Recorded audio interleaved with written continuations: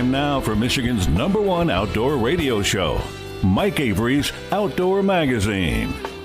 Outdoor Magazine is brought to you by Jay Sporting Goods, the Yiter Insurance Group, Angler Quest Pontoons and Polarcraft Boats, The Forward Corporation, Primal Tree Stands, Shadow Hunter Blinds, Security Credit Union, Garber Chevrolet, and by Michigan Brand Meats. Now, here's Mike Avery.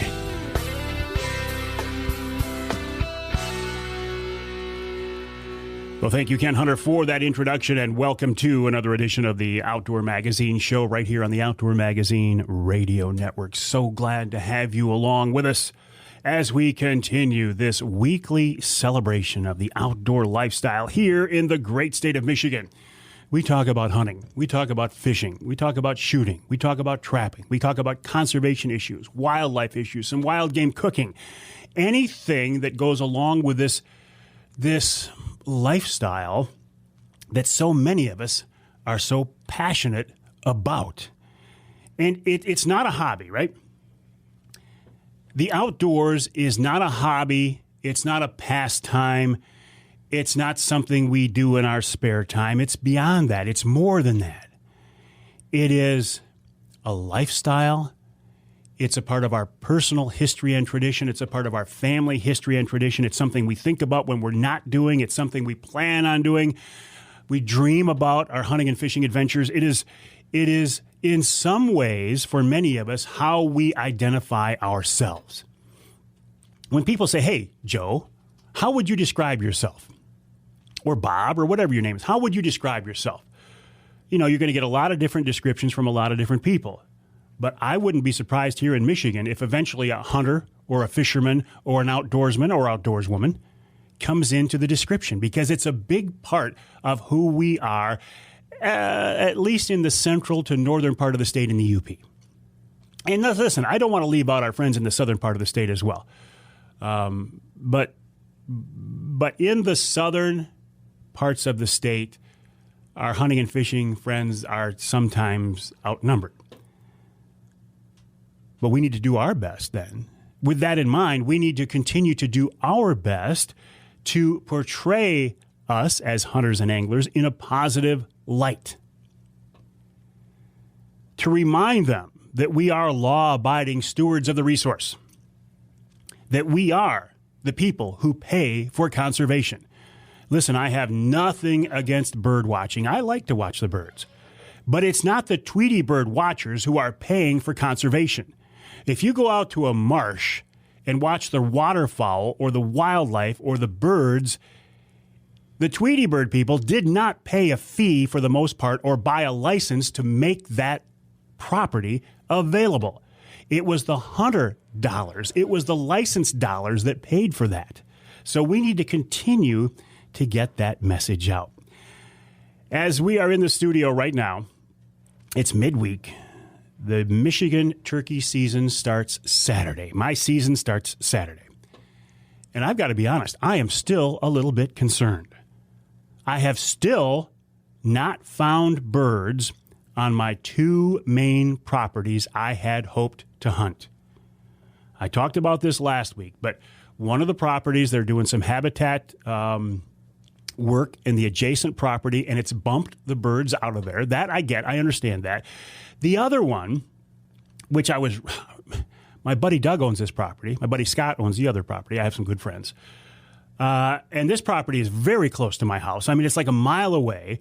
Last year, it was covered up in birds. There were at least 4, maybe 5 different longbeards in there. They didn't all get shot out of there. The coyotes didn't run them out of there. But they have absolutely disappeared. I talked with Doug about this, and he said, I don't know what's going on. He said, every year we are overrun by turkeys, and this year there's not a one around.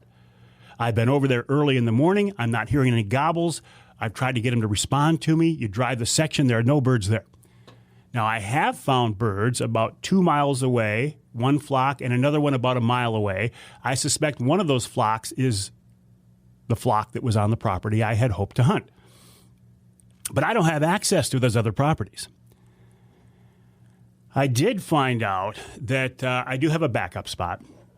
the land that we had leased for deer hunting last fall. Gene has graciously agreed to let me come out and turkey hunt there for a few days. So that's a backup if I need it, and it looks like I am going to need it. But the bigger question is, I have been talking to a lot of people around the state the last few weeks about what they're seeing as far as bird numbers. Everybody I talk, not everybody, that's an exaggeration. Almost everybody I talk with is saying the same thing. They are not seeing as many turkeys this spring as we normally do.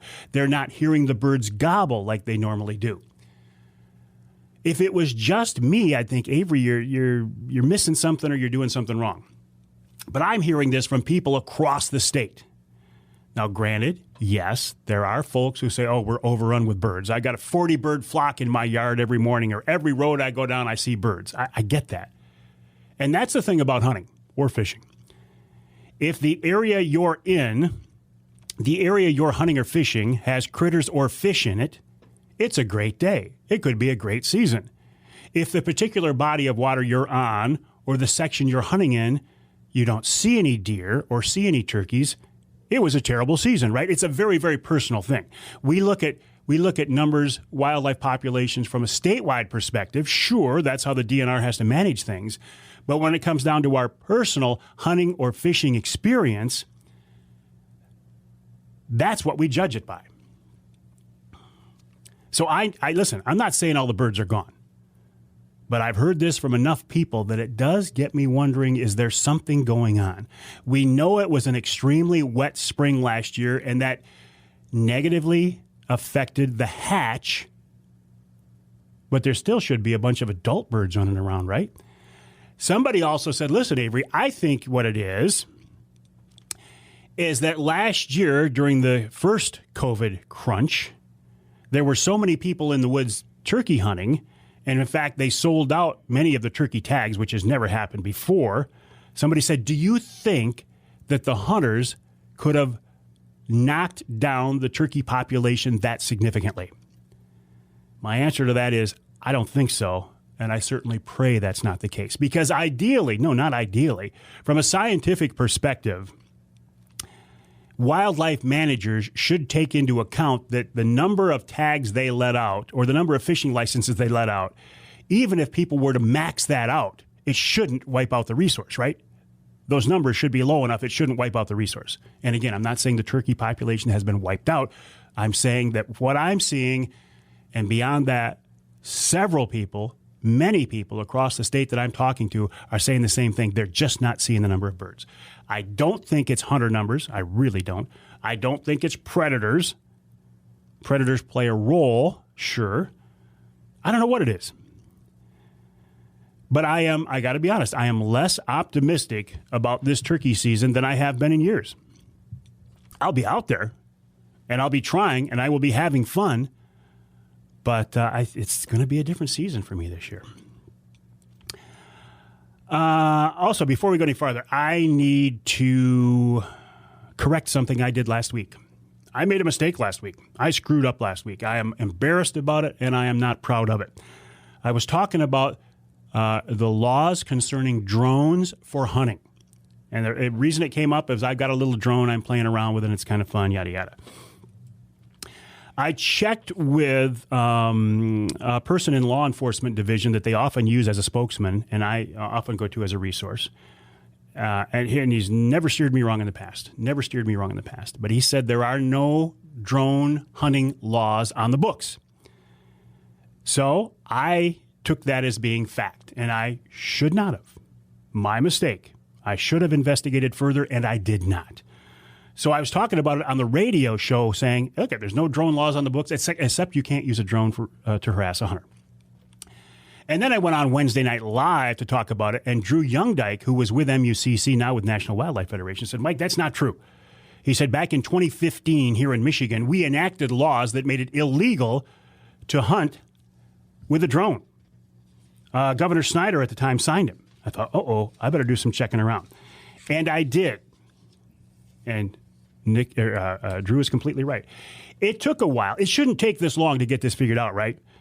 I went through the Hunting Digest about 4 times before I finally found this. And in small print way down, it says, it is illegal to hunt or pursue wild animals or birds from a car, a snowmobile, an aircraft, a motorboat, a personal watercraft, ORV, other motorized vehicle, sailboat, or drone. So I stand corrected. I stand chagrined.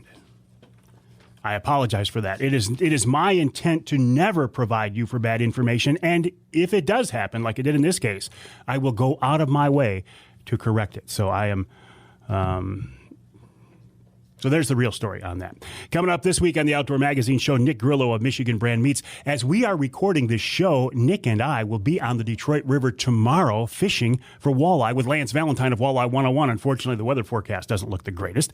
Tom Andris from the Great Lakes Salmon Initiative will be with me in the end of the first hour, talking more about a concept I have brought up many times. I don't think that we should have a restriction on the number of rods a Great Lakes trolling angler can use. Well, the folks at the Great Lakes Salmon Initiative agree with me. They've got some things in the works, but it's going to be put on hold for a little bit. In hour number 2, Tim Roller talking about springtime fishing and turkey hunting. Lieutenant Scott Brown from the DNR, follow up on the drones, also an Ask Avery question about baiting for turkeys. In hour number 3, we're talking about food plots with Nick Percy of Michigan-based Killer Food Plots, and of course, wild game chef extraordinaire Dave Minar has another great recipe. You can always reach me. My email address is mike@mikeaveryoutdoors.com. The website, mikeaveryoutdoors.com. Glad to have you along with us on this edition of Outdoor Magazine.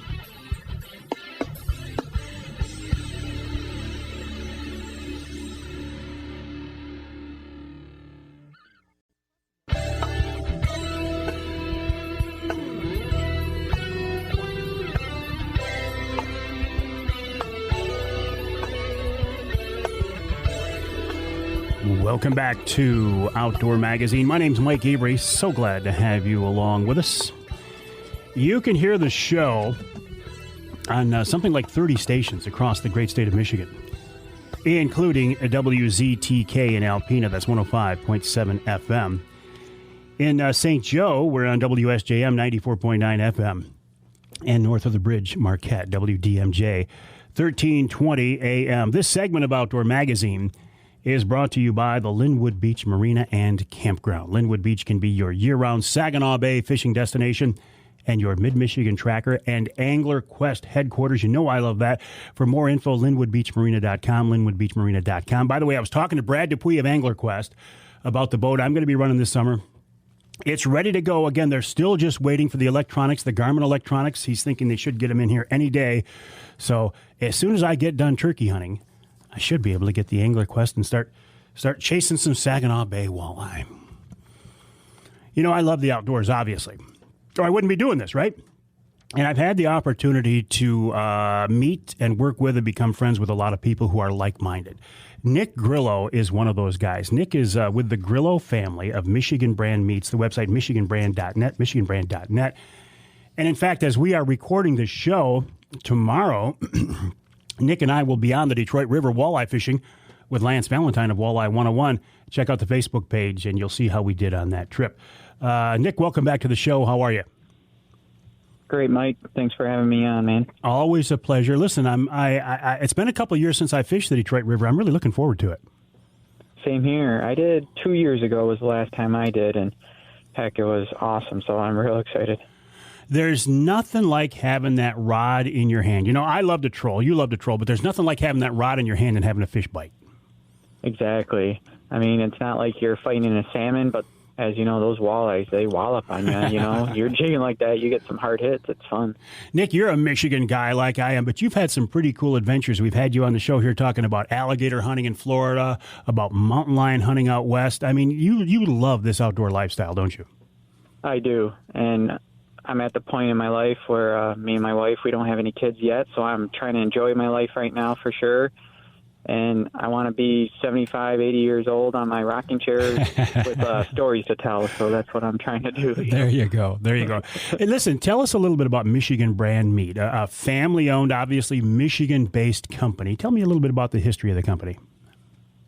Yep. So we're, very fortunate to be in the core area here in Michigan, the center part of the state. And we started back in the 80s, and actually we were Bay City Meats. And it was my grandpa who actually started the company. And then my mom and dad bought it from my grandma and grandpa. And in 1994, they changed it over to Michigan brand. My dad kind of had a vision of jerky. We always did the hams. My grandpa, this is still his family recipe that we use today. But the jerky, my dad just had a feeling that jerky was going to take off, and he turned it over into Michigan brand, started the jerky line, and honestly, from there, it's just been going up and up and up, and we've been very fortunate, and it's just the rest is history. And it did take off. I mean, you talk about those Michigan brand hams. We have one at the Avery house for every holiday. I love the Mike Avery Hunter Sticks that you guys have come up with. But here in the studio this morning, we were eating a new product. Pat Johnston here with me loved them as well. I really like these things as well. Tell me about these, Nick. Yeah, so like you said, we did the Mike Avery Hunter Sticks, and those have done great. So we said, let's come out with another flavor of the Hunter Sticks. As you know, they're perfect for like a road snack. Just buy a pack of those and have these little Hunter Sticks to munch on the road. And one of our most popular jerky flavors is a honey barbecue flavor. So we said, why not do this in a stick? I mean, it's perfect. So we threw that together, and it's a honey barbecue pork stick. So it's a pork sausage Hunter Stick, just like the Mike Avery sticks. And these ones are the honey barbecue, like I said, so they have that sweet honey taste, and you got just that little bit of barbecue flavor profile at the end. It's not like a Cajun barbecue by any means. It's not hot, but it's just got that little bit of barbecue hint there at the end. So it's really a good combination. I mean, it's awesome. Oh, I think it is too. How do you guys come up with these flavors? How do you come up with these recipes? Is it something you experiment with over time, or you just go into the kitchen and boom, there it is? Yeah, I mean, I'd like to say it's a lot of trial and error, but we get pretty lucky. I mean, we tweak it always after like this. Like we just basically took our honey barbecue recipe. So this was kind of a no-brainer. And we did have to tweak it a little bit to have that good flavor profile with the Hunter sausage instead of on a jerky. Because we do that in a beef and a turkey jerky as well. We do the honey barbecue. But like for the Mike Avery, let's take that one, the peppered elk.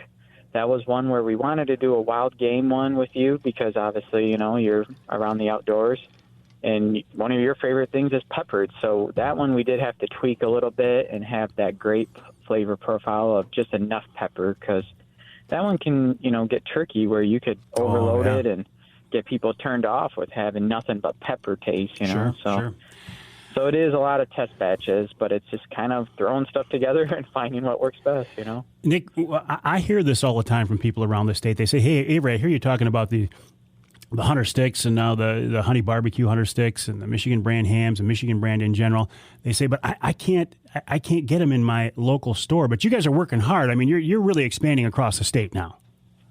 We are, yep. We actually are trying to expand hard onto the west side of the state, because we have the core area here pretty hard in central Michigan and even lower. And we have some good stores running up north, but we actually just locked a couple Traverse City stores, so we're even up into the Traverse City area. We got Roy's General Store. They're a great bait shop. They're pretty much the best-known bait shop in Traverse City, and they carry the Mike Avery Hunter Sticks as well as our other ones. And so does Shady Lane Market. That's over on Sutton's Bay. And then we have a couple more up there, Ellen's Market. We even are in Turtle Creek up there at the casino. We're in their market. So we have our jerky and Hunter Sticks right there. So obviously Traverse City is a great destination. Sure. What about the UP, Nick? Any luck there? Yep. We have a couple locations in the UP now up in Munising. So that obviously has been going good. We started those back at it was just the beginning of March, end of February. I can't remember which week we started for sure. But we have 3 locations right inside of Munising there, and they're knocking it out, and that's only going to get better with the summer travel, as you know. I mean, perfect. UP is a great place for people to get up there, and especially Munising with the picture rocks and everything. Yep, so that's going real good, too. Well, until you can get stores in every city across the state, if people want your products, there is another way to get them, right? Yep, exactly. So we did start an online store a couple years ago, and that's at michiganbrand.net.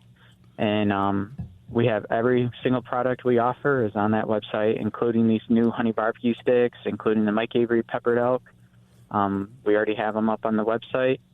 And I think this is what you're hinting at, but we have a new promo code that we're releasing, Mike. You want to hear about that? I certainly do. All right, good, man. So, we decided, you know what? It's been great working with you so far, and we've had some great customers that have joined on and who've been loyal to us, either before we joined on with you or obviously after, we started advertising with you. So we said, let's do a promo for Mike, and obviously your listeners. So we decided to do a 20% off promo, and the phrase is Mike21 is what the discount code is, and that's for all of our products. So all you have to do is enter in Mike21 when you do the checkout, and you'll get 20% off your entire order. So that's everything. I mean, that's hams, that's jerky, that's the hunter sticks. So that's obviously a great opportunity to knock off some money there, and we can ship it directly to your house. No, that is very cool. Now, Mike21 is the promo code. Is it case sensitive, or is there a space between Mike and 21, or doesn't it matter? It doesn't matter. Well, there is no space, but as far as case sensitive, it doesn't matter.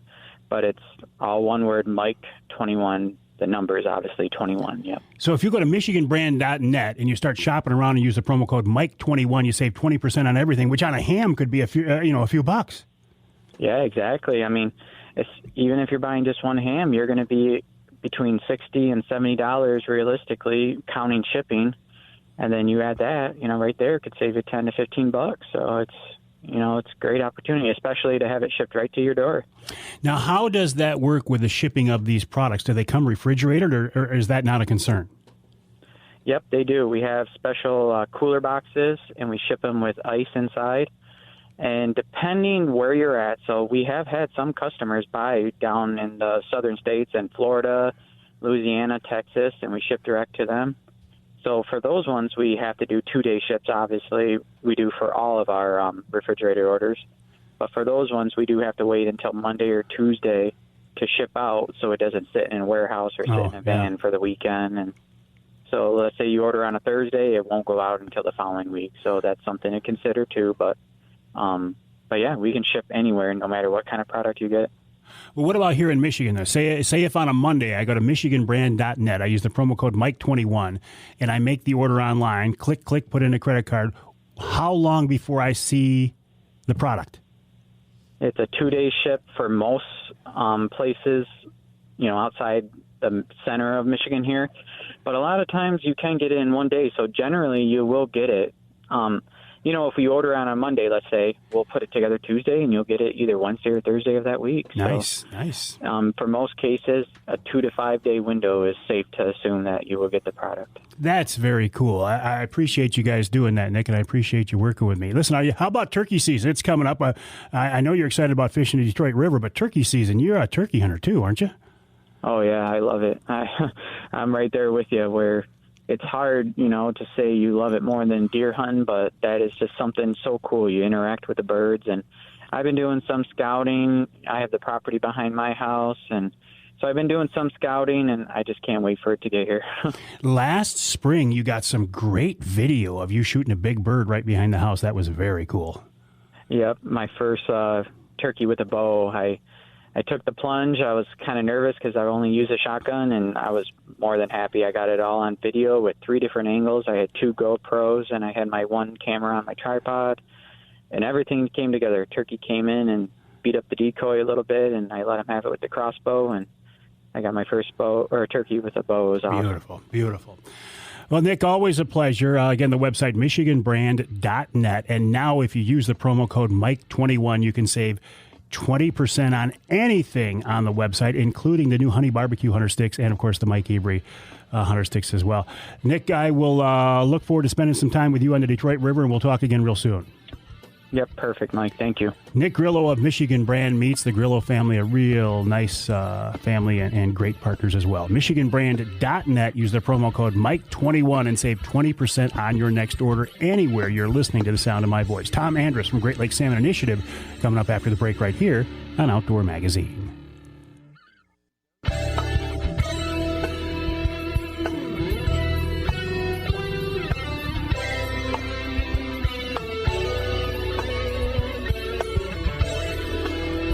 hurry up and finish that honey barbecue hunter stick. Okay, all set.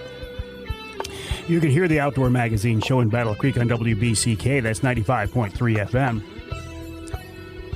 You can hear us in Tawas on WIOS, AM and FM, 1480 AM, 106.9 FM. Where else can we go?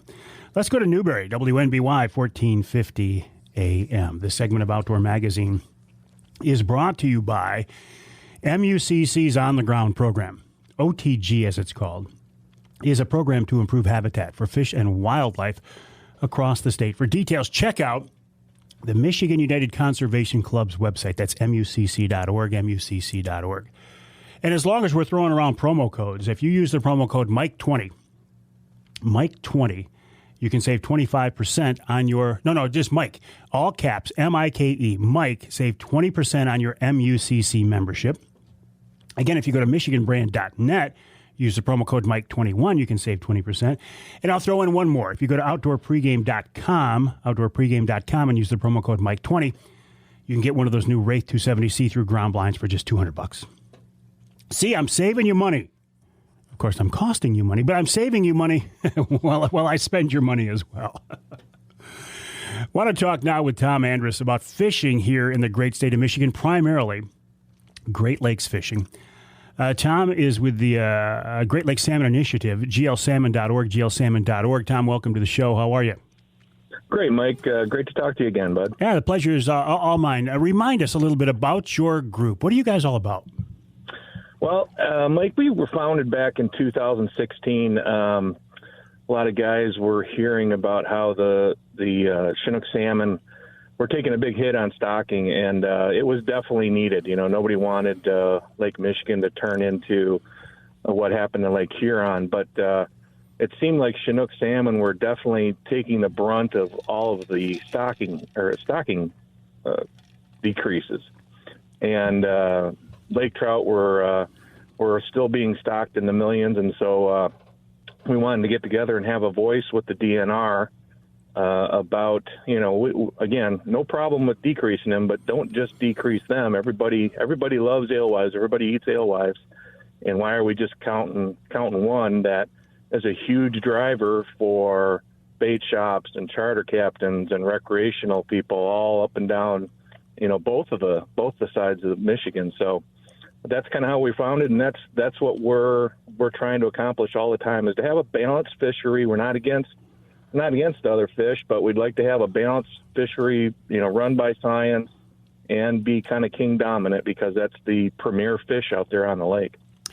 So it was to get a voice. The steelheaders, the Michigan Charter Boat Association, they didn't have the clout, or why did we need another group, Tom?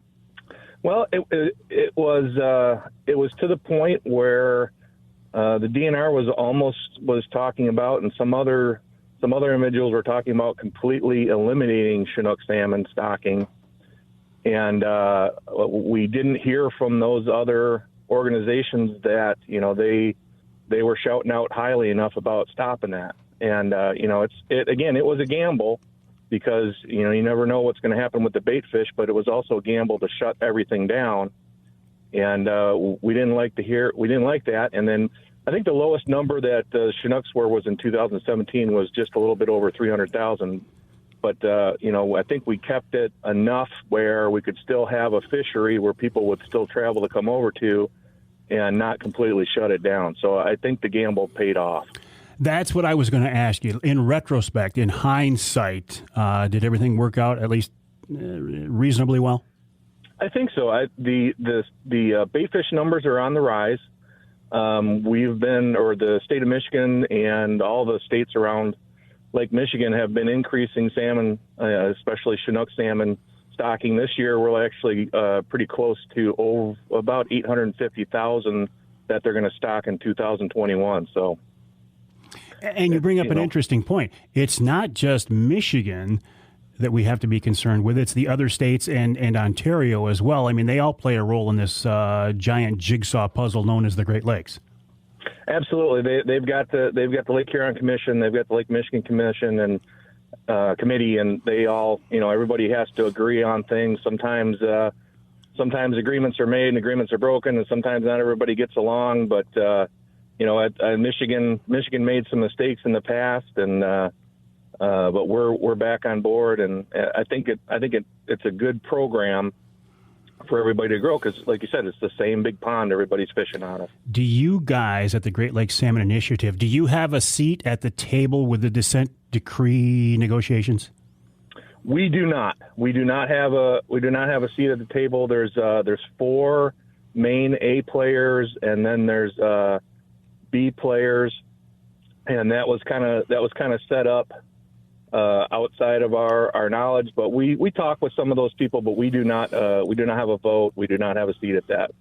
Well, one of the things that we did is talk to them, and we were talking about the 3-rod rule. Well, listen, I got to take a break. I want to hold that topic for the next segment. We're talking with Tom Andris of the Great Lakes Salmon Initiative, the website glsalmon.org, glsalmon.org.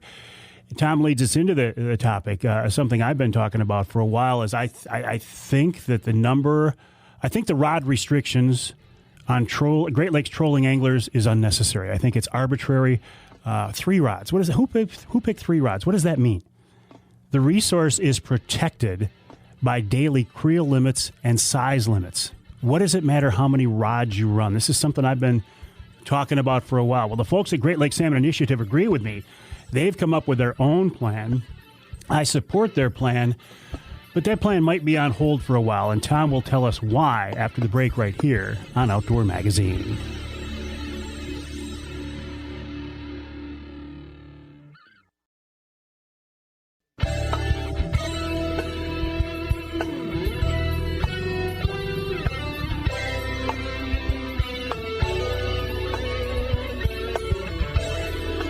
You can hear the Outdoor Magazine show in Caro on WKYO. That's 1360 AM. Also on WIDL. That's 92.1 FM. And you can hear us in, where do we want to go? Let's go to Houghton Lake, 98.5 WUPS, Blowtorch Station. They put a signal all across central and northern Michigan. This segment of Outdoor Magazine brought to you by Boning Archery. This is such a great story. Michigan-based Boning has been a leader in the archery industry since 1946. That's when Roland Boning invented Ferrule-Tite to glue broadheads to what were they at the time? Aluminum, maybe even wooden arrow shafts. That means 2021 is their 75th anniversary. 75 years as a leader and an innovator in the archery industry. They continue today coming out with new products all the time for bow hunters and target archers. Really something to be proud of. And they have a lot of things planned for the 75th anniversary. Of course, some of them had to be scaled back because of COVID. But keep an eye on the website, boning.com, BOHNING, boning.com. And help them celebrate their 75th anniversary, a Michigan-based family-owned company. You know I love that. While you are online, I ask you to check out my website, MikeAveryOutdoors.com, and then head over to glsalmon.org, glsalmon.org, the website of the Great Lakes Salmon Initiative. We're talking with Tom Andris, who is with that group. Tom, before the break, we started to talk about this, but I've been pushing for the idea of lifting rod restrictions on trolling anglers for a while, and you folks at the Great Lakes Salmon Initiative, in theory, support that concept as well, don't you? That's correct. We absolutely don't think that there should be a rod limit, excuse me, on the boats. It's like you said, the limits for sure.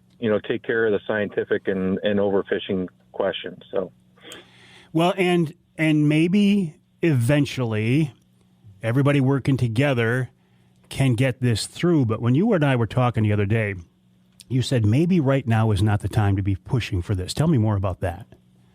Well, we're going out and talking to other fishing groups around the state, and trying to get some buy-in to the program. So when we do have to go to the legislature, the more the merrier when you're dealing with the legislature. So one of the concerns that we've run into is some of them were concerned about any sort of changes in the sport fishing that could muck up the consent decree negotiations. And the consent decree negotiations are the most important thing happening right now in Great Lakes fishing, by bar none. So, and I'm sure you've been in negotiations before. It doesn't matter what it is. If something comes up and can be used as something that mucks things up, you just don't want that. Mm-hmm. So we decided, hey, we're going to put this off, make sure all that stuff's wrapped up, all the rules are in place. But while we're doing that, we're still trying to, talk to people about it, say this is what we think, and then, get enough backup so when the time comes, we can get to the legislature and just move it along that much faster.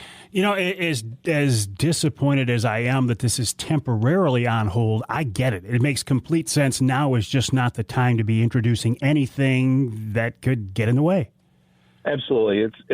It's a good thing, but it's definitely not as good as having a good outcome from the consent decree negotiation. Yeah, absolutely. Yeah, you bet. So, Tom, in your talking with these various fisheries group, and I am so glad that you guys are behind this. As I was pushing for it, everybody I talked with thought it was a great idea, but I was just one guy with a microphone and a big mouth. Now we've got a respected conservation fisheries-based organization that has the ability to deal with these other groups. I presented it to MUCC and got shot down. I'm convinced that had I done it in a different way, maybe they would have adopted it, or maybe if I would have done it a second time. But now I'm just going to sit back and support you guys and let you do it. But is it your sense that when the time is right, you do have the support of these other groups? I think we will. I think the biggest concern we run into, Mike, is that people really do want unlimited, and to have people understand that, like you said, this is just a step. Since it's got to go through the legislature, a lot of things you want to take baby steps with the legislature sometime, and then that's why we're suggesting the extra license to bring dollars into it, to sweeten the pot a little bit, and also just do that free rods. I think it's a good step that everybody can agree to, and then sometime in the future, once everybody's comfortable with that, we move up to what it really should be, right? Yeah, well, and thank you for reminding me of that, and we're almost out of time, but your proposal is what, real quick? We want to have a license that you pay $26 for, and that allows that individual to fish with 3 more rods from a boat in Great Lakes or connecting waters. So it wouldn't be a boat license, it's an individual angler license. That's correct. You would take that license with you, so if you were fishing on a buddy's boat, you could fish your extra 3 lines on a buddy's boat. Listen, I'm all in favor of this. I don't want to fish more than 6 rods myself anyway. Plus, the powers that be, the legislature, the DNR, the NRC, whatever, if they see there's a few bucks to be made on this, maybe it greases the skids. That's our hope, for sure. All right, Tom, listen, I'm behind you on this. Any way I can help out, any way I can help get the word out, anything I can do, let me know, because I think you guys are on the right track. We really appreciate it, Mike. Thanks so much. Thank you, Tom Andris of the Great Lakes Salmon Initiative, the website glsalmon.org, glsalmon.org. So there's the word. It's kind of on hold for now. And listen, I back that. Let's not get in the way of the consent decree negotiations. Let's back out of the way for a while. But maybe when that's done, it's time to bring this back up. And with the folks from Great Lakes Salmon Initiative and others behind this, it's going to carry a lot more weight than just Avery pushing it. We'll take a break for the top of the hour. When we come back, Tim Roller in hour number 2 of this week's Outdoor Magazine.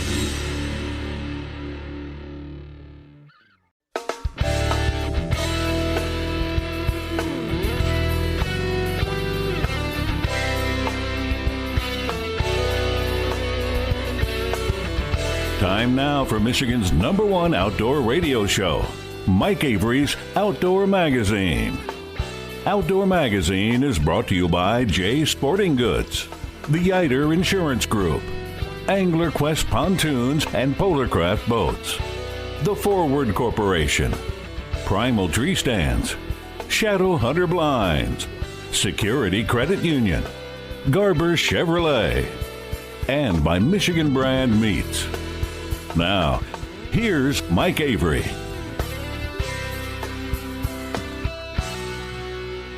Thank you, Ken Hunter, for that introduction, and welcome to hour number 2 of this week's Outdoor Magazine show right here on the Outdoor Magazine Radio Network. Hour number 2 of a 3-hour weekly program that celebrates the outdoor lifestyle here in the great state of Michigan. 3 hours talking about hunting and fishing and shooting and trapping and wildlife and conservation issues, even some wild game cooking. And, of course, in my mind, the best way to listen to Outdoor Magazine Radio, since this is a radio show, produced, recorded, distributed, formatted as a radio show, is on your local AM or FM station, because there you can get your local news, weather, sports. Plus, and this can't be overlooked, the broadcast stations get the content of the show before I upload the podcast version of the show.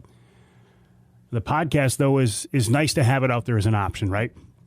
If your local station doesn't carry all 3 hours of the show, or if you live in some part of our state not covered by the broadcast signal. And I got word that I think we're going to add another affiliate coming up here in the next few weeks. But if you can't hear the show on your local stations, number one, call that local station. Send them an email. Say, hey, why aren't you carrying the Avery show? But there is a backup. You can listen to the podcast version of Outdoor Magazine Radio. There's so much confusion these days about podcasting. It seems like anytime anybody sees something online or hears a radio show or anything, it's a podcast these days, right? Because podcasting is a buzzword. Podcasting is big. If I see it on TV, it must be a podcast. If I see it online, it must be a podcast. Well, I'm not going to split hairs with you, but no.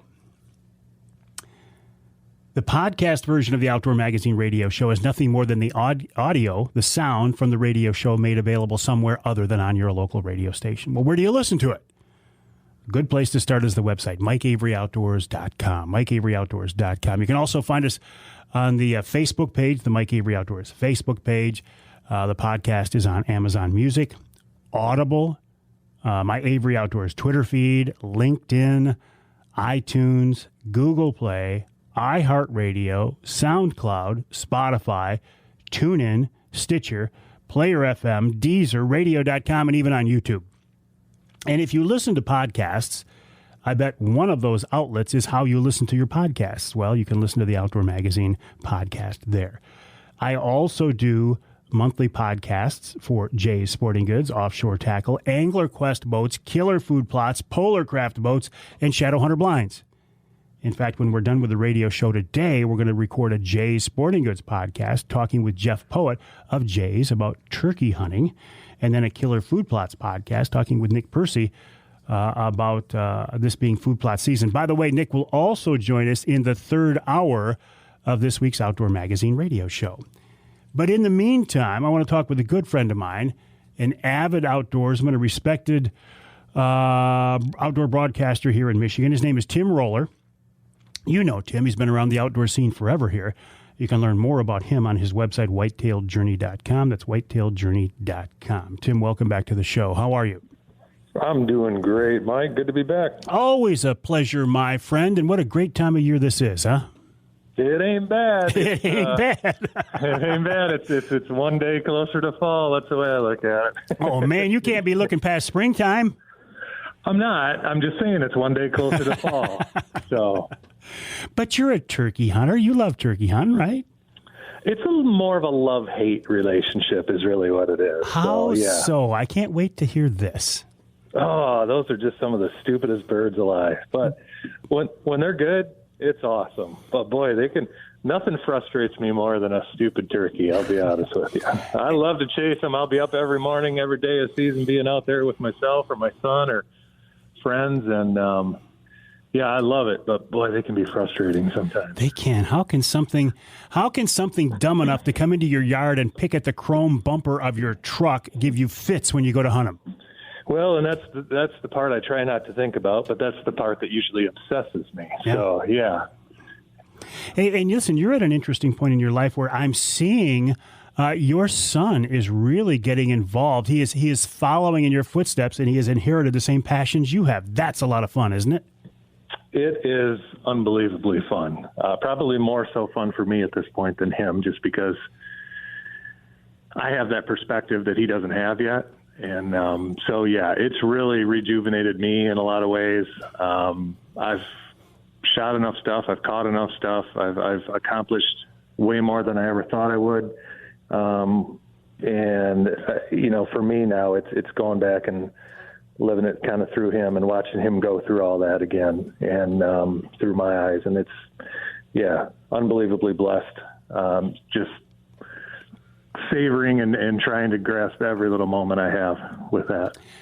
I've talked about this so many times here on the show. When I was a younger guy, I'd look at the old guys and go, "Man, you guys have lost your edge. You're not as hardcore. You're not as bloodthirsty, whatever." Well, now that I am one of those older guys, I get it completely. It's like we have nothing to prove at this point. It's just like we're out there for the experience. Yeah, you go through stages. I've always said this. You really, no matter what, if fishing's your game, if hunting, both, whatever it is, running dogs, it doesn't matter. Whatever your outdoor passion is, you will go through stages of it. And that's good. And everybody goes through different stages, and they stay at different places in them. Everybody is unique that way. And so I agree with what you're saying. Yeah, I've got nothing left to accomplish as far as goals I set out originally, and I get just as excited about watching a deer walk under me now, probably more so than I would have actually shooting it. And it goes for just about anything. So to be able to spend time with him, mentor him in any way that I can, and kind of pass down almost 45 years of outdoor experience. But I've had one more than that, I guess, now. But, that's fun for me and love spending that time with him. I'll remind folks listening, when you and I first met, it was because you were a fishing guide. You spent many years as a fishing guide, as a fly fishing guide, as a steelhead guide. Springtime trout season is coming up. Do you get any time at all to chase that passion anymore? It's interesting because I'm getting into a point now where I'm allowed more time now. I have that flexibility in my schedule, and I have the time to go. I'm getting back into things that, it's weird. I'm getting back into elements of the outdoors that an outdoors career took away from me. If that makes sense. I know it makes complete sense to me. I know it makes sense to you. So. Yeah, that's that's stuff that I'm really trying to focus on again, and just get back in and approaching it not so much from a business side anymore, but get back into some of the stuff of why I originally got into it. I remember you did a series, or at least a DVD on, I think it was called Temperature Rising. At least when it comes to steelhead, you have always told me that, listen, flow is important, water flow is important, clarity is important, but it's the temp that you really want to take a look at, right? Well, the temp can allow you to just go to about any body of water, especially in the spring when so much is changing, and the temperature will dictate where those fish are and what their activity level, where they're at in the what they're going to be doing. Regardless of, now all the other things you mentioned and more are important, but boy, when you get a pretty good understanding of how temperature affects those fish, not only where they are, but what they're doing, it can really give you an edge. Would that extend to, a week or two from now when the traditional trout season opens on the smaller streams and the smaller trout? Is temperature a factor there as well? It is in different ways. I would say because, again, their steelhead are coming in, they're spawning, and they're leaving. And so temperature is going to dictate how fast that process happens, where they're at throughout that temperature range in the river as far as where they're hanging out. With trout, resident fish, so they deal with the temperature changes all year. It's not necessarily dictating anything in the spring for them as far as spawning activity, but what it is dictating is their food cycle and their food sources. And so that's obviously, as the water warms, their metabolism is amped up. They become much more active and opens up to a lot different techniques that can be very effective. But right in the spring, the big things you'll notice right away as the water warms is you're going to start having insect emergence. And once that whole cycle of food as far as the trout's concerned starts, that's when things really get amped up and start changing a lot. You bring up an interesting point. I think about the steelhead spawn. I think about the salmon spawn. And the reason I think about it is because it brings them into the rivers. These little brookies and browns are always there. I guess I never even think about their spawning cycle and how that might affect things. Yeah, as far as the migratory fish, that's everything. The temperature isn't so much what gets them in the river. A lot of that is just instinct. It's what they do. They come in out of the lake. Flow, it affects that big time. When we get a bunch of snow runoff, a bunch of rains in the spring, river levels go up. As that hits the big lakes, as these rivers dump into the lakes, that creates all kinds of stuff, right? A bunch of stuff's getting flushed out into the lakes. They can feel that, them fish will stage up out there, and once they feel that influx of water coming in and all that's involved in it, there's scent involved and everything for them fish. That's why they'll come up. And then Tim, hang tight. Listen, I wasn't watching my clock. I should have not asked you that last question. I got to take a break here in the Outdoor Magazine show, but lots more with Tim Roller coming up after the break. His website, whitetailjourney.com, whitetailjourney.com. We'll talk more fishing, we'll talk turkey hunting, and we'll talk trail cameras and much more right here on Outdoor Magazine.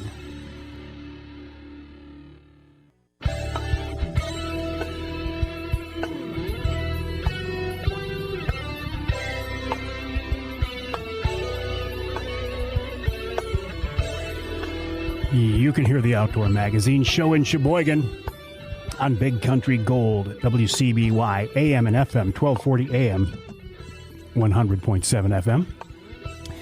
You can hear us in Manistee on WMLQ, 97.7, and in the Sioux on ESPN 1400 WKNW. Again, I wish I was optimistic that I would be going through the Sioux this year on the way to Quebec for a spring bear hunt, or Ontario for at least a fall bear hunt in August. And I just don't see it happening. It just doesn't look like it's going to happen. It absolutely breaks my heart.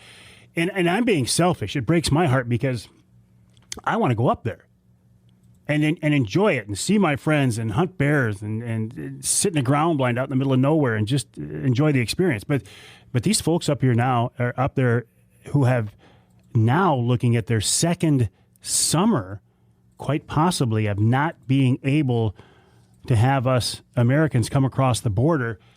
Think about this. If you had to give up your income for 2 years, could you do it? I mean, how would you survive?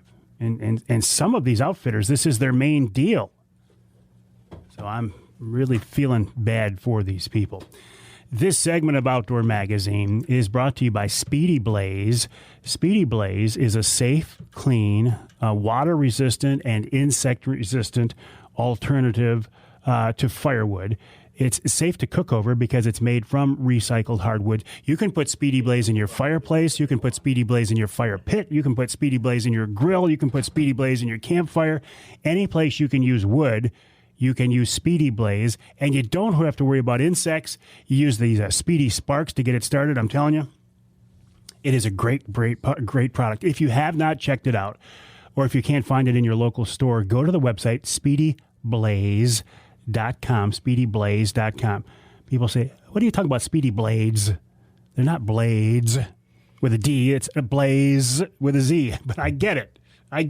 Speedy Blaze, BLAZE.com, and check them out. While you are online, of course, check out my website, MikeAveryOutdoors.com, and head on over to WhitetailJourney.com. Whitetail Journey, the website of Tim Roller of Whitetail Journey. You know Tim from the TV show. You know him from being a fishing guide. You know him from one of his clients catching what was a world record brown trout a few years ago. Just an all-around good guy, an all-around avid outdoorsman. And he's one of those guys who, like me, has a love-hate relationship with turkeys. Hey, Tim? Yeah, that's accurate.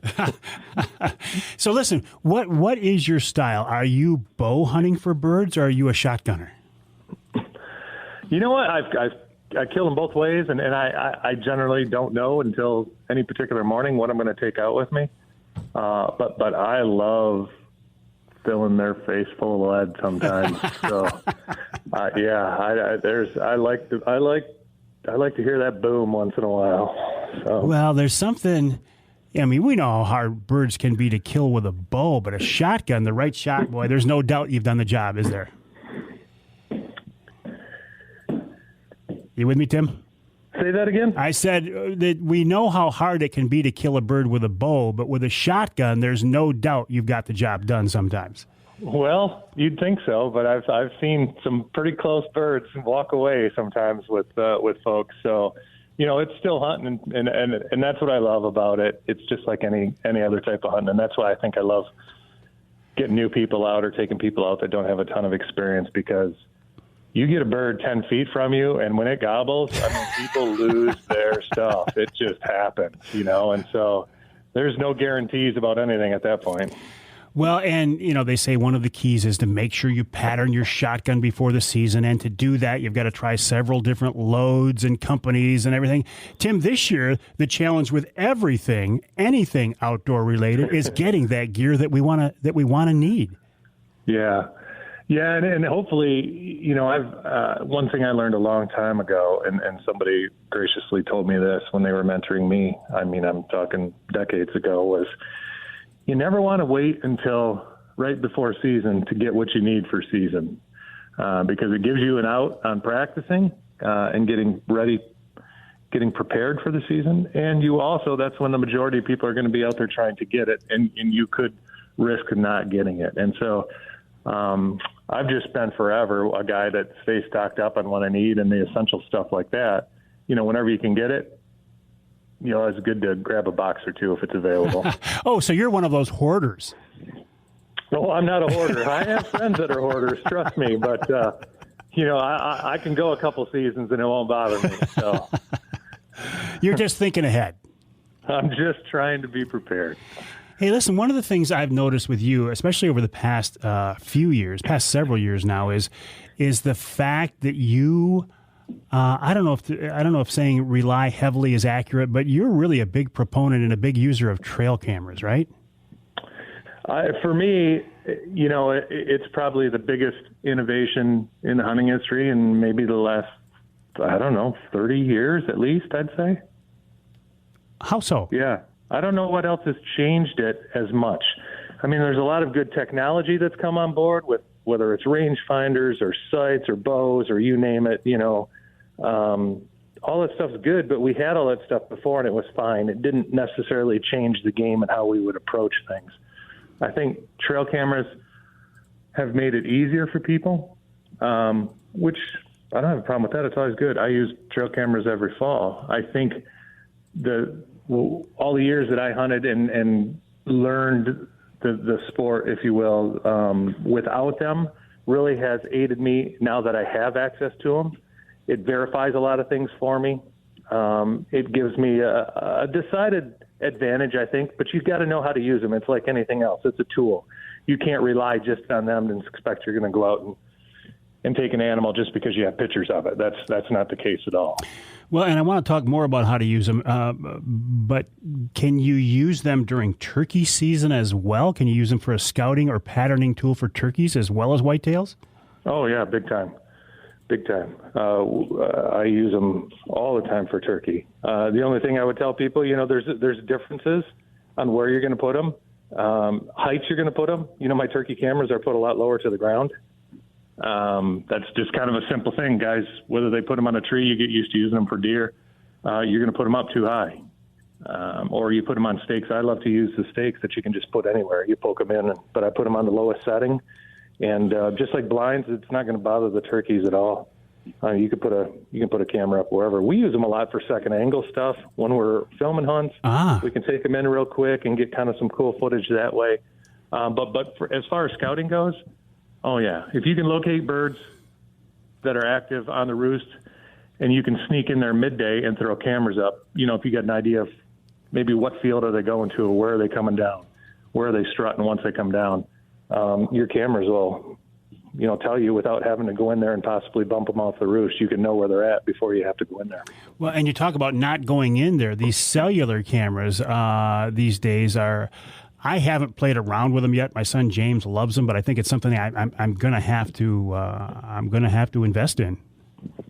Yeah, it's just another step up as far as the technology goes, and again, it's something once you can kind of figure out the right way to use them, it's really, really good. I love them because I can go into areas that I just don't want to go into once season gets here, and I can put a camera in there, and I don't have to go back and get it until well after the season's done, and it can let me know what's going on. Even if I'm not hunting in those areas, it gives me a gauge of what animals are moving during daylight, and you can see that uptick. So you don't have to go into these core areas, into these bedding areas for deer and bother them. Once that camera's in there, it's good, and it's sending you pictures, and you'll know all of a sudden activity's increasing, and it's starting to increase in daylight. And that's, a big indicator for me. Okay, I need to be spending more time in the stand during these hours. I know you use them for patterning whitetails, and we talked about using them to scout for birds, but can you pattern turkeys? Are they critters of habit for the most part? I think somewhat. Again, this is the love-hate relationship, right? Because they're just, you can get a group of birds or even a single that's roosting in the same place day after day after day after day, and then all of a sudden they're a mile or two away, and they'll roost there for a week. So I'm not the guy to ask on what makes them do what. I know you can bump them, and just like any other animal, once you spook them out of an area they're comfortable in, they generally will find another area. But turkeys seem to be just so temperamental sometimes. They can be just the calmest thing and a creature of habit, and then all of a sudden for no reason. But again, as the season goes on, unless hens are available, they're going to go where they are. It's just like a deer at the end of the rut. They're searching for those last does. And so you get that on the front end of it and the back side of it. In hour number 3, in the next hour of this week's Outdoor Magazine show, I'm talking with Nick Percy of Killer Food Plots, obviously about food plots. You're a big food plot guy, aren't you? Yeah. Yep. Love doing food plots. I just love being out there and putting in stuff that can help the wildlife. A lot of my food plots that I put in are specifically for winter type stuff, just helping animals, whether it's deer or turkeys or whatever, get through the winters. So yeah, I love working the ground, and it keeps me involved all summer long. Just another way to be out there, another way to stay in touch with the whitetail herd, maybe doing some informal or casual scouting, even just any opportunity to be outside, eh? It's always deer season. In your mind, it is, yes. Yeah, there's always something to do. There is always something to do. Tim, always a pleasure to talk with you. What about the TV show these days? Where can we find you? Or is this something you're starting to move away from? We got some stuff in the works that maybe be kept for a future conversation. How about that? Fair enough. But you and I will be talking off the air because I'm curious about it. All right, Tim, so I'll send people to the website, whitetailjourney.com, whitetailjourney.com. Always a pleasure. Good luck in the woods. Have fun mentoring your son and the others, and you and I will stay in touch. I appreciate it, Mike. Thanks so much. All right, Tim Roller of Whitetail Journey, whitetailjourney.com. There was a time, obviously, Tim is so much more knowledgeable in the outdoors and hunting than I am, and there was a time when he was actually a pro staffer for the old Outdoor Magazine television show. Think about this. Tim Roller was one of my pro staffers. Mark Romanak was one of my pro staffers. And a guy in the East Coast named Gus Congemi, who now has his own TV show as well. 3 guys who are expert anglers, expert hunters, and I was lucky enough, and it was luck, to get them helping me on the television show. And look what happened. Tim Roller went out and did his own show, Whitetail Journey. Mark Romanak went out and did his own show, Fishing 411. And Gus Congemi went out and did his own show, Live the Wildlife, I think it's called. So I've had the opportunity to work with some of the best. And it's been a riot. It's been a blessing. And as far as I'm concerned, it ain't over yet. We'll take a break here in the Outdoor Magazine show. When we come back, Lieutenant Scott Brown from the DNR checks in, talking about the walleye opener, the trout opener, drones, baiting regs for turkeys, and much more right here on Outdoor Magazine.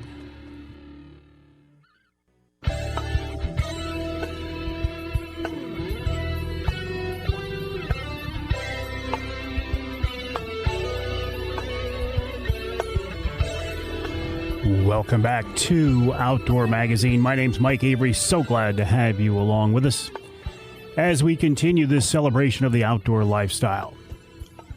History and tradition of the outdoors here in the great state of Michigan. Hunting and fishing and shooting and trapping and wildlife issues, conservation issues, even some wild game cooking, and glad to have you along with us.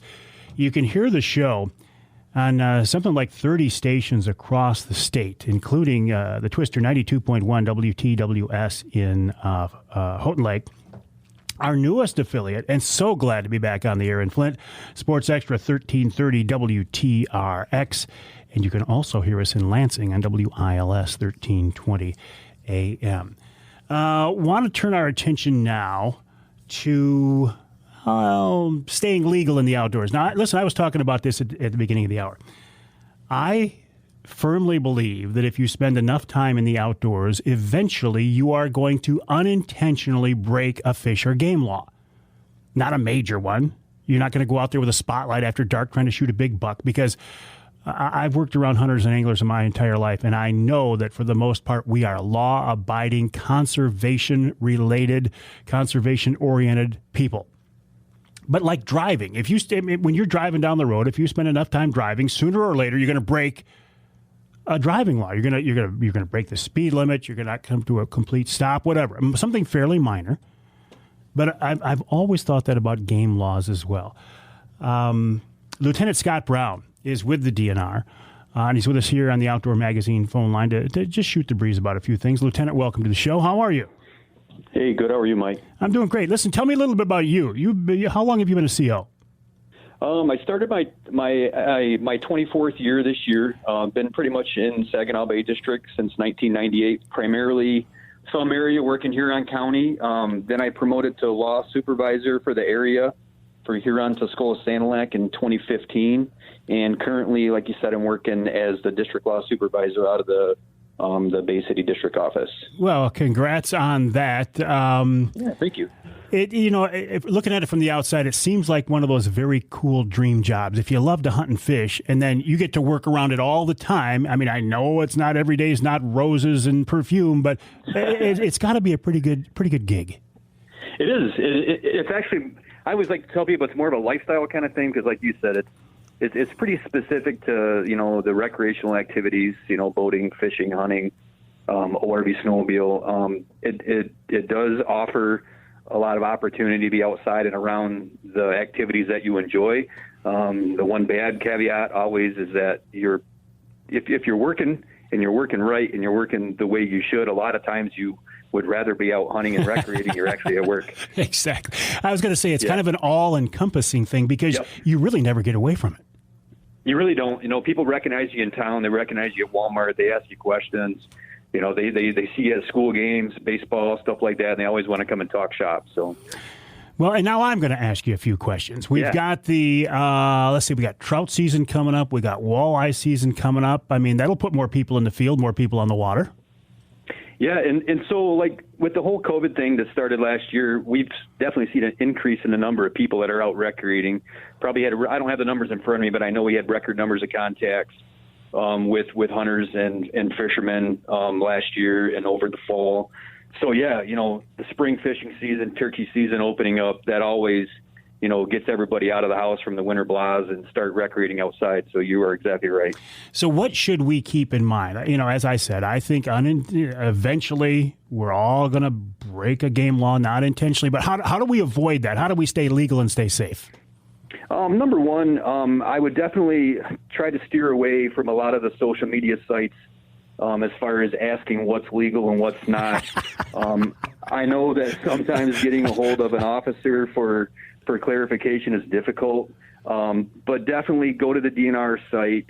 All the hunting guides, fishing guides, the ORV recreational safety type guides for boats and stuff, they're all listed on there. They're available on there. You can download them to your phone, which is what I do now. I've always got them in my phone, makes them easy to search for specific regulations, and just, refer back to those things. Don't read into them. Don't try to read something that's not there. If it says you can do this, then can I extend it to this? Just kind of read it for what it is and go with what it says. You mentioned we've seen more people in the outdoors. If there's any one good thing to come out of this whole COVID fiasco, it's the fact we've seen people go back to the outdoors in almost record numbers. Yeah, I would agree. Yeah, I mean, since I started work, like I say, I've been in the field working as an officer since 1997. And there's been a gradual decrease over the years, and I think it's reflected across the country. But, yeah, it is nice to see those numbers picking up, even if it is because of COVID. Speaking of numbers, how are the numbers of officers in the field? I know for a while you guys were at some pretty low levels, and you were having a hard time getting recruit schools going, too, because of COVID. Yeah, so we had a recruit school planned for last year. We had started our hiring process, done some backgrounds, and then with COVID, everything was kind of put to skids and everything came to a halt. So right now we're actually in the process of running background investigations for upcoming schools this summer. The tentative plans are to hire, I believe, up to 25, and that'll be mostly to fill retirings and a few vacant spots, promotions and whatnot. So this year we're actually get up to prior certified law enforcement officers for a shortened, I guess you could say, hiring experience. So they're already a police officer somewhere else. So we'll take them on as a conservation officer. They'll go through a 7-week DNR training, kind of like a transition style training, because the actual law enforcement's the same. It's just, the DNR specific. Excellent, Scott. Listen, hang tight. I got to take a break here in the Outdoor Magazine Show. When he's talking about retirements, he's talking about old guys like Tony, our mutual friend. Take a break here in the Outdoor Magazine Show. When we come back, more with Lieutenant Scott Brown from the Michigan DNR, michigan.gov/DNR, right here on Outdoor Magazine.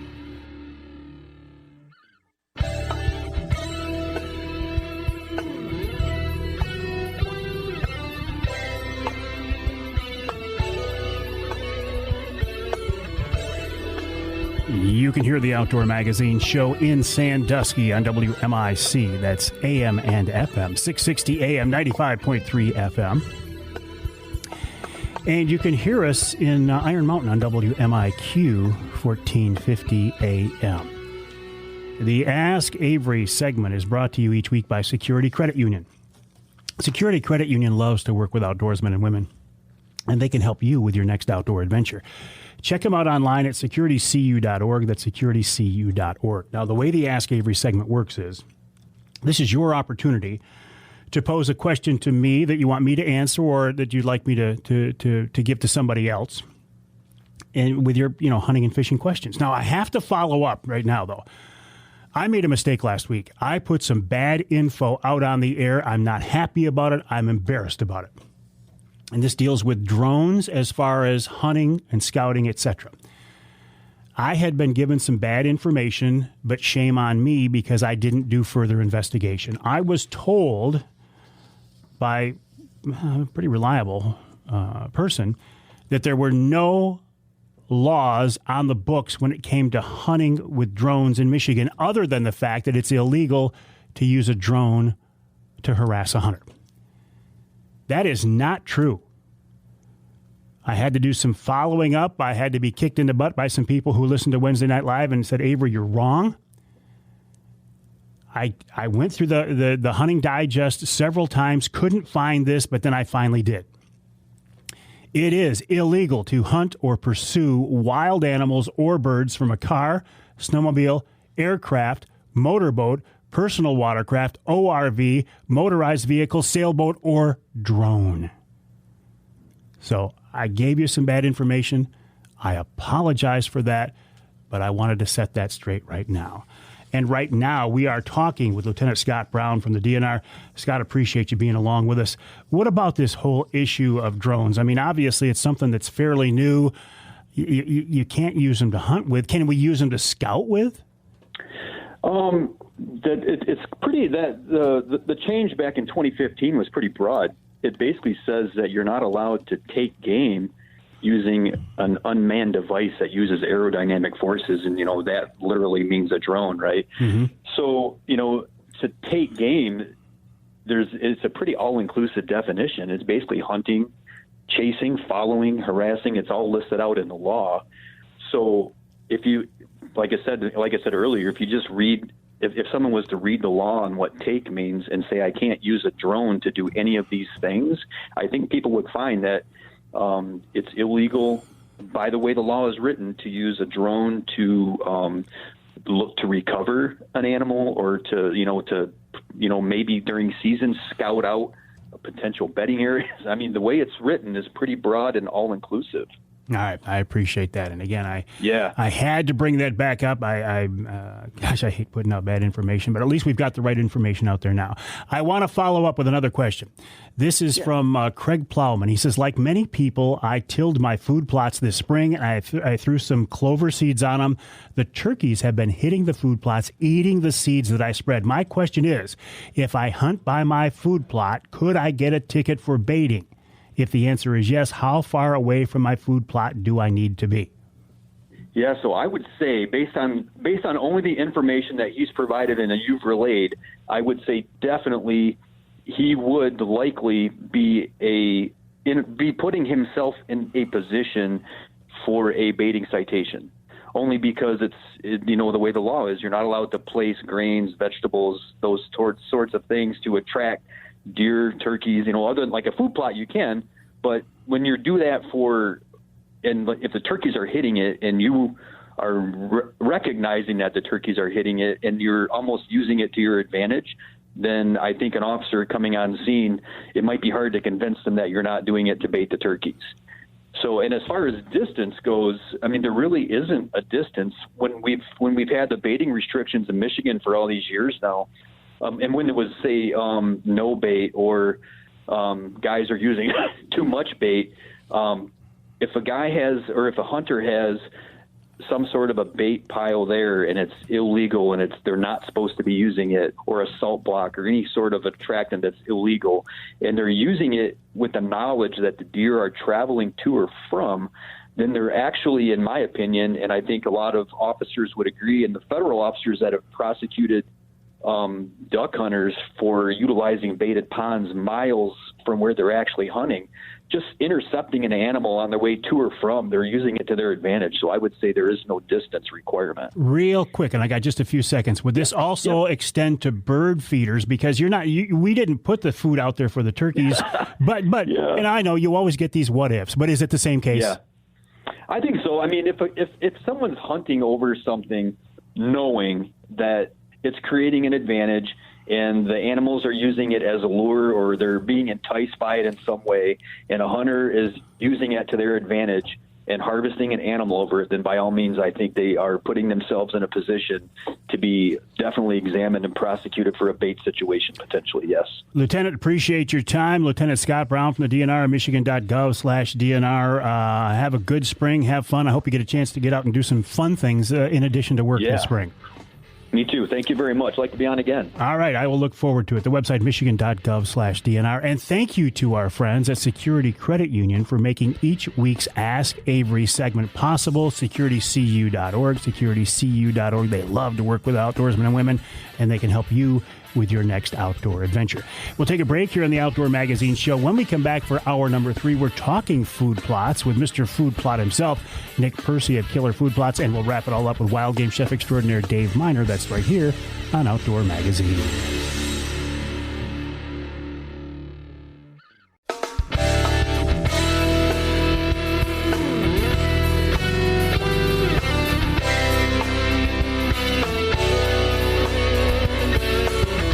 Time now for Michigan's #1 outdoor radio show, Mike Avery's Outdoor Magazine.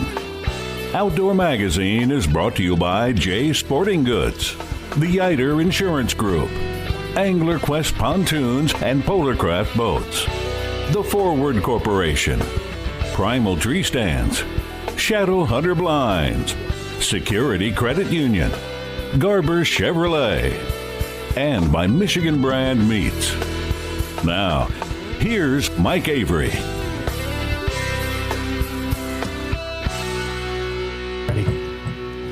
Thank you, Ken Hunter, for that introduction. Pat's like, you got to talk. I just opened the mic. Yeah, press the button. You got to talk. But Pat, what you don't realize is I was making a post. You know how this world is these days, Pat. That social media stuff is like all encompassing, right? It's like, but it's part of it's part of my job these days. And while I'm at it, the website is MikeAveryOutdoors.com, MikeAveryOutdoors.com. You can always reach me via email, Mike@MikeAveryOutdoors.com. You can find me on Facebook, YouTube, a little bit on Twitter, also on Instagram. Every Wednesday night, I do a Wednesday night live on Facebook, YouTube, Twitter. Haven't gotten it over on Instagram yet, but it's something we're working on. Things have changed so much since I got started in broadcasting 40 years ago. This is my 40th anniversary in broadcasting. We didn't have social media, and in a lot of ways it was easier. In a lot of ways it was better. Social media can take up so much time, both from a producer's perspective and a consumer. I mean, how much time have we all wasted scrolling through news feeds or whatever to see what other people are doing rather than go out and do it ourselves? But on the positive side, it has allowed me different options, different venues, different media outlets to try to get the message out. And what is the message? The promotion of the outdoor lifestyle, promoting hunting and fishing and shooting and trapping and everything associated with it. So it's, like everything in life, it is a double-edged sword.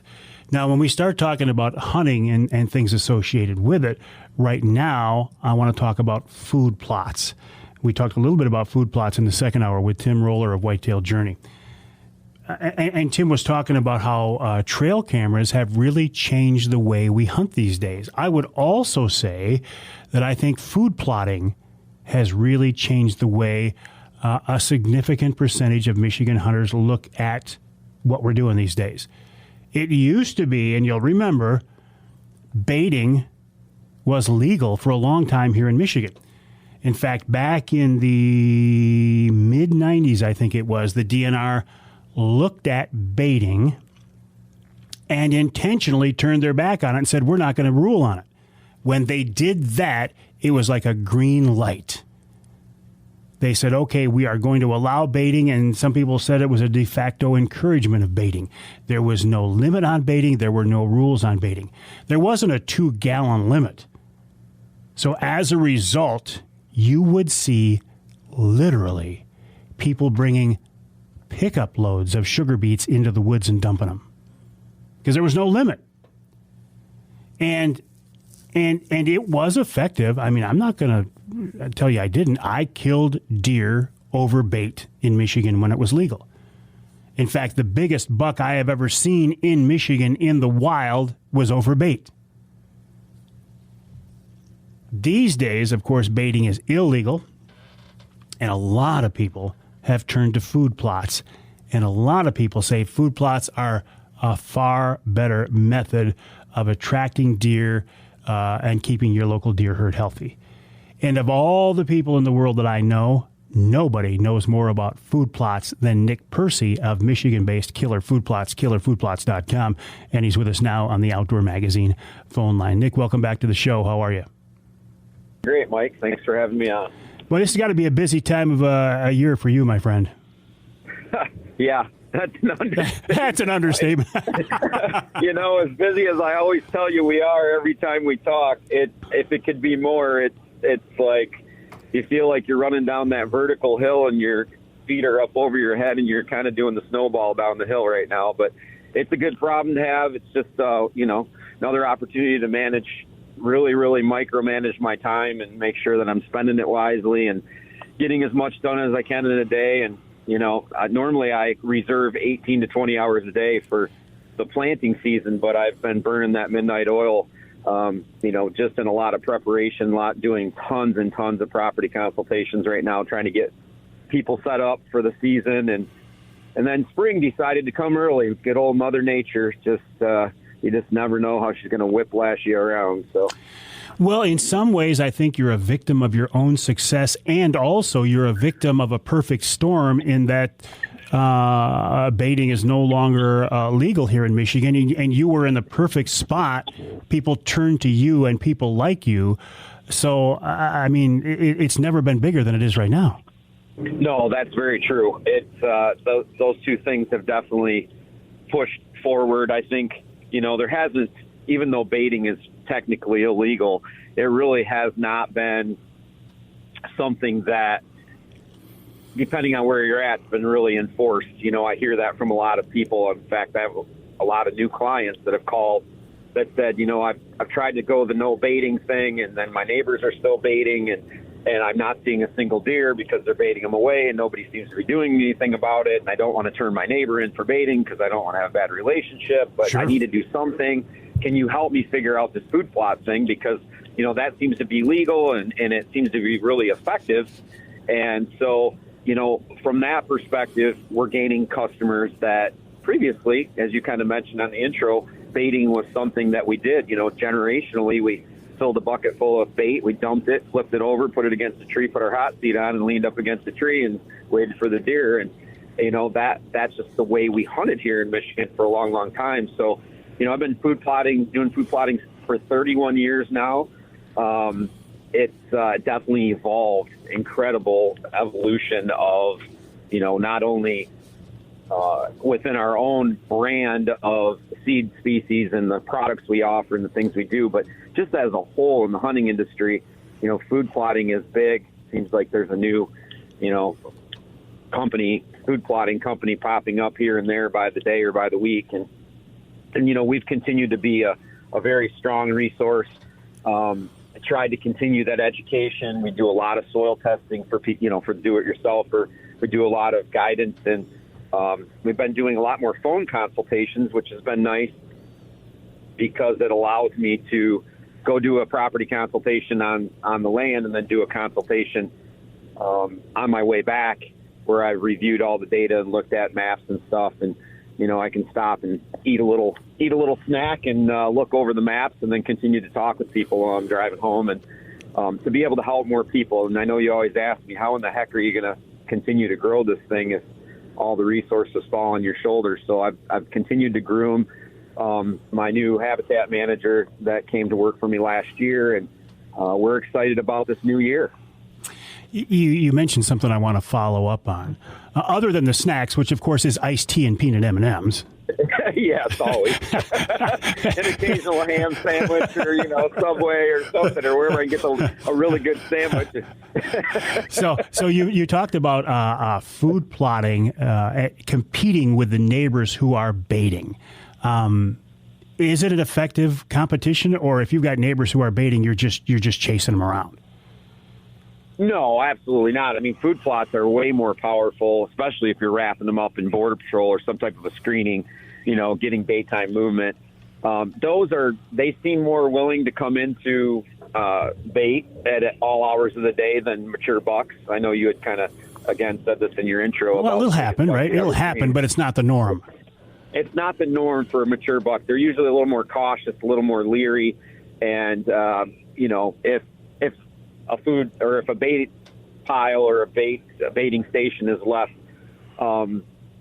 unpressured for a period of time, the likelihood that you'll get a mature buck in there eventually is pretty good. But otherwise, those deer are pretty nervous about entering into that type of situation, where in food plotting, especially if you're putting up vertical screening, really gives the deer an extension of their cover that they're spending most of their daylight hours in anyway.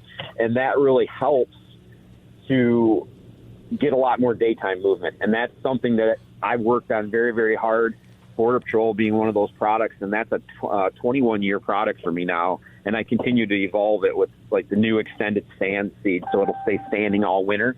That was a big thing for me that always frustrated me about screen, is when you get the heavy wet snows in the north part of the Midwest, a lot of that stuff would fall down and you'd lose that cover, and so then you would also lose a lot of that daytime movement. So a lot of things to talk about in this conversation. I do want to talk about screening and some of the specifics, but before I take a break here, a consultation, I mean, are most of your clients in need of this consultation, or are a lot of them people you've worked with for years and years now that all they need is the seed from you? We have both, right? So we have a lot of new customers, a lot of new people getting involved because they can't bait anymore. They're not really sure how to draw the deer, and their deer hunting has been very unsuccessful. They're not seeing the number of deer or the quality of the deer. So that's a new piece of business. Our existing clients, some of which we do all their habitat turnkey, they show up and hunt. So we manage everything from their timber to make sure we're maximizing their investment portfolio, managing their timber for maximum growth, maximum health of their wood, attraction to all different whitetail. We're doing their food plotting, we're building their buck bedding, doe bedding, all those types of things. And then we have those that we're going to do consultations with every other year, every third year, where we give them homework and then they get busy working. And then they have us come back, every other year or every third year to come back and check on how they're doing and then help them. Hang tight, Nick. Got to take a break here in the Outdoor Magazine Show. Talking with Nick Percy of Killer Food Plots. KillerFoodPlots.com is the website, killerfoodplots.com.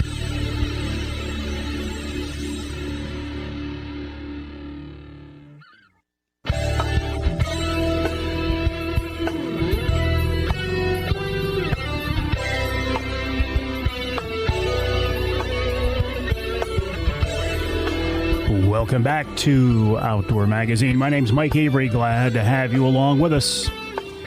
You can hear the show, the Outdoor Magazine show, in Holland on WHTC AM and FM. That is 1450 AM, 99.7 FM. And you can hear us just up the coastline in Ludington on News 97, 98, 98.7 WLDN. This segment of Outdoor Magazine is brought to you by Wilds Plumbing and Heating. Plumbing, heating, cooling, air conditioning, sump pumps, ductwork cleaning, you name it. Everything to keep the mechanical part of your house running smoothly, to keep you warm or dry and comfortable.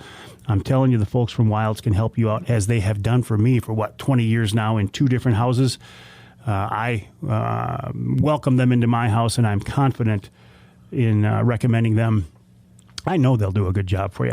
Plus, a lot of the guys love to hunt and fish too. So if you find yourself there when they come to the house and involved in a hunting or fishing conversation, don't say I didn't warn you. The website, wildsplumbingandheating.com. That's wildsplumbingandheating.com. While you are online, please check out my website, MikeAveryOutdoors.com, and then head on over to this website, KillerFoodPlots.com. That's KillerFoodPlots.com. Of course, the website of, obviously, Michigan-based Killer Food Plots. Nick Percy, the man behind Killer Food Plots. And I tell you what, it's hard to get a hold of Nick any time of year, but this time it is really tough, and I appreciate your time, Nick. And as you and I have talked about before, we end up in some interesting conversations because we're doing the radio show today, and then a couple hours from now, we're going to record a podcast, and it's really kind of 2 different audiences. We have to be careful because the broadcast audience is a little bit more generic and maybe not as hardcore, but when we get into the podcast, boy, there we can get geeky and crazy, can't we? Yeah, definitely. And we do. Yeah, you lose me sometimes. I'm like, okay, I get it, guys. Go ahead. but so let's. And again, I don't want to offend, or I don't want to talk down to people. But from a basic perspective, I mean, is this the time of year to be working on these food plots? It's the time of year to start doing soil testing. Get your soil test. That's your blueprint of what's going on in your property. Get the recommended soil enhancements or soil amendments put into the soil. I think everybody's kind of jumping the gun, and I have people that have been coming into the store and lots of people buying online, and they're starting to plant food plots too early because today it's going to be a high of 42 over here on the west side of the state, and which is, not frost by any means, but the frost could still happen between now and the normal planting time. So I've been telling people, spend the time on any weeds that are growing, kill those off, get your soil amendments into the ground, whether that's lime or that's fertilizer, that's, potash, whatever your soil test is telling you need. Do an updated soil test, get that taken care of, get the seed bed prepped, and then start working on your other habitat, because it's perfect temperatures to be out in the woods, getting out there, feeding that desire to be out in Mother Nature, and get those things done, and then wait to see how May comes along in the weather. And it may allow us to plant early in May versus having to wait till closer to June 1st. So don't jump the gun. Don't get excited and then put a lot of resources, time, and maybe money into something that's not going to get the results that you could if you waited just a couple of weeks. Right, absolutely. I know I'm going to be reselling the same product to some people, but I would rather people, me, I'm always that guy trying to help people stretch their dollar and make the most of their time. And this is the best way to make use of your time and to put your money to work for you later in the month of May and then and into June. All right. Speaking of money, is food plotting expensive? Because I've heard people say, you know what, I can sneak some bait out there for an awful lot less than I can put into a food plot.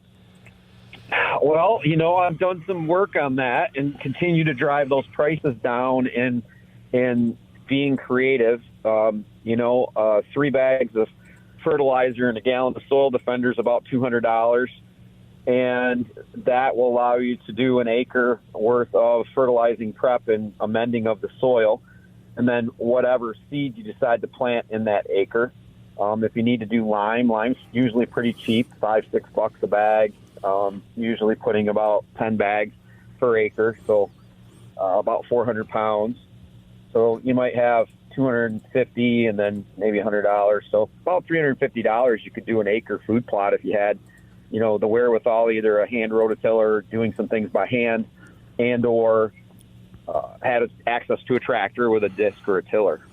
Well, and then if it's a perennial, I mean, you're going to get multiple years out of that, which is going to make that investment look even better. Yeah, absolutely. Absolutely. And we have bundles on our website now to save people even more money. So if you go to killerfoodplots.com and look under bundles, it'll give you perennial bundles and different annual seed blend bundles so that you are able to get the soil test, the Groganics Fusion fertilizer, which is far better, 100% nutrients, not filler like you get in triple 19, triple 12, triple 17. 50% of every one of those bags consists of filler. It's 40% limestone and 10% salt. So to actually hit 19, or 17, it's based on 100 pounds of fertilizer, which a lot of people don't know that, Mike. And so that's something I always try to reiterate, is that you're not getting the NPK, which are those three numbers, until you put 100 pounds of it out. And to do a 1 acre food plot, you need at least 300 to 350 pounds of triple 19 to match about 120 pounds of Groganics. So a lot better value, a lot more nutritional availability. And those bundles will give you the seed that you choose. It'll give you a soil test, the Soil Defender liquid I mentioned, and the fertilizer, all for a reduced price, and help people stretch their dollar and make sure they have the right tools to be successful. Well, that's pretty cool. It's like a one-stop shop. Yeah, and I get these questions all the time. What do I do? What should I put together? And I thought, gosh, why don't I just put these bundles together to make it easy for those new, the guys that are and gals that are just getting into food plotting and make it a family thing too. I always encourage people. All of our products are organic based. All our fertilizers, they're safe for pets, people, waterway safe, which is another thing I've really pushed myself and working with my partners that help me develop these products. I want to be OMRI listed, and OMRI is, the organic standard in the United States. And so we really pushed that, or organic pond treatment, those type of things that we have created here in the last, or evolved our Groganics in the last 3 years, and then launched in 2020 our new liquid Soil Defender fertilizer and soil stimulator, and our Aqua Shield, which is an organic pond treatment. You can use it at home or in the woods, or for your deer wildlife, or for your kids and your dog in the pond in the backyard. And it's a very healthy option, and it cleans your pond up. Nick, I got to tell you, I really like the idea of a bundle for a guy like me. Listen, I grew up on a farm sitting on a tractor, but it's been so many years since I did it, I don't remember how. So this bundle seems like a great option to me. So kudos on that. But listen, I got to go back to something else. How do I know whether I should put in an annual and go through the hassle every year, or why not just always put in a perennial so it's once you get established, you're done? Well, first of all, perennials are a little harder to manage successfully growing if your soil isn't amended yet, if it isn't corrected. And if you live in the state of Michigan, welcome to the state of the dirty sand.